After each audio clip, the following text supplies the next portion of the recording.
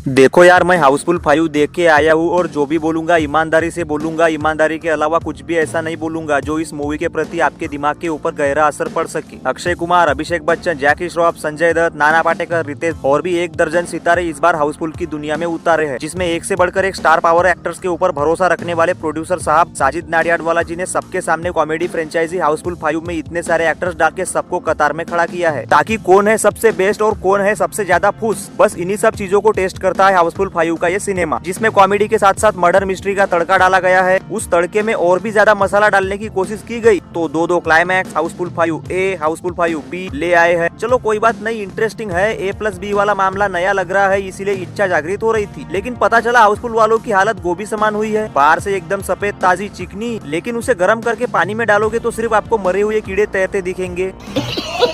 क्योंकि ये लोग शायद भूल गए कि आज के दौर में मूवी का सबसे इम्पोर्टेंट पॉइंट उसकी स्टोरी लाइन होती है। फिर आप कितना भी उछल कूद करो, आधे कपड़े दिखाओ, नंगे नाचो, मुंह बजाओ, इवन कितना भी हंसाओ, बट मूवी की स्टोरी लाइन मानो दुरुक का इक्का होती है। जबकि यहाँ 1.5 दर्जन कैरेक्टर्स को उतारा गया है, सिर्फ एक को छोड़ के बाकी सिर्फ अपना फेस दिखाने आए हैं।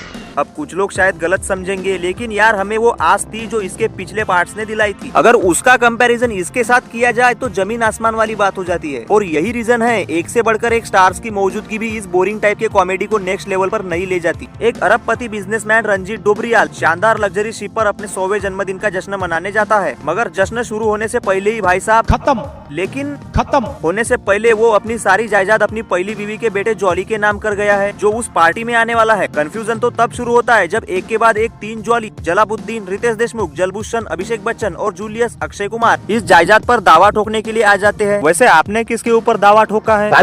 ऐसे में रंजीत की दूसरी बीवी का छोरा देव फरदीन खान असली जॉली का पता लगाने के लिए डॉक्टर से इन तीनों का डीएनए टेस्ट करने को कहता है, लेकिन रिपोर्ट आने से पहले ही डॉक्टर खत्म। अब ये तो कंफर्म हो जाता है कि कातिल भाई साहब उसी शिप पर मौजूद उन्हीं लोगों में से कोई एक है, लेकिन किलर कौन है बे? ये जानने के लिए आपको मूवी देखनी होगी। बाकी आपको एक बात क्लियर कर देता हूँ, हाउसफुल 5A और B की ऑडियंस के लिए कातिल अलग अलग होंगे। बाकी हाउसफुल फ्रेंचाइजी की बात करें तो ये film series over the top comedy और कैरेक्टर्स में जबरदस्त कंफ्यूजन पैदा करने के लिए जानी जाती है, जबकि इस बार भी इन एलिमेंट्स के थ्रू ऑडियंस को हंसाने की कोशिश की गई है। लेकिन आज के समय में मेरी बीवी तेरी गर्लफ्रेंड और एक ही बात को बार बार रिपीट फेंकने वाले चुटकुले इस मूवी के थ्रू बासी लगते हैं। इवन इस मूवी में जो महिलाएं हैं उनका सिर्फ और सिर्फ एक ही टारगेट है, अपने आधे कपड़े दिखाना, जबकि टैलेंट की माँ की मूवी के स्क्रीन प्ले को और बेकार बनाने के लिए गांठ फटे तक गाने ठूसे गए हैं। जबकि कयामत, लाल परी, फुगड़ी डांस ये सब गाने लाजवाब लगे हैं, बट ये गाने एक के बाद एक होते मर्डर्स के बीच अचानक से कहीं पे भी शुरू हो जाते हैं। बाकी कुछ एक्टर्स ने अपना फुल एफर्ट लगाया है। और आपको एक बात बता दूं, मैं सिर्फ और सिर्फ अक्षय कुमार के लिए मूवी देखने आया था, क्योंकि उन्होंने अपने दम पे ही हम सबको हंसाया है, डूबती हुई मूवी को संभाला है। बाकी मुझे ऐसा कुछ फील ही नहीं हो रहा था कि हम इनके अलावा देखे ही क्या। बाबा भिड़ू की ओवर एक्टिंग, बाकी ये सब अपनी चिकनाहट को दिखाने की कोशिश करते हैं। हाँ, सोनम की एक्टिंग ठीक ठाक लगी। बाकी वी मणिकंदम जी की सिनेमेटोग्राफी बढ़िया है। समंदर और क्रूज के भीतर के कुछ सीन्स अट्रैक्टिव लगते हैं। बाकी पूरी फिल्म टाइम पास है। आप ए को देखोगे बी को फेंकोगे, या फिर बी को देखोगे ए को फेंकोगे।